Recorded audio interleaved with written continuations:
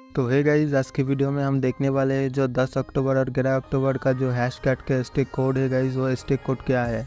तो guys stick code देखने से पहले आप अगर हमारा टेलीग्राम चैनल ज्वाइन नहीं किए हो तो गाइज इसी वीडियो का डिस्क्रिप्शन में टेलीग्राम चैनल का लिंक है, जल्दी जाओ ज्वाइन कर लो। तो गाइज आज का जो स्टिक कोड है वो है 3138।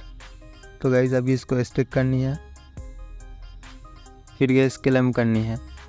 तो गाइस वीडियो पसंद आए तो वीडियो को एक लाइक करो और ऐसे ही हैशटैग वीडियो के लिए हमारा यूट्यूब चैनल सब्सक्राइब करो।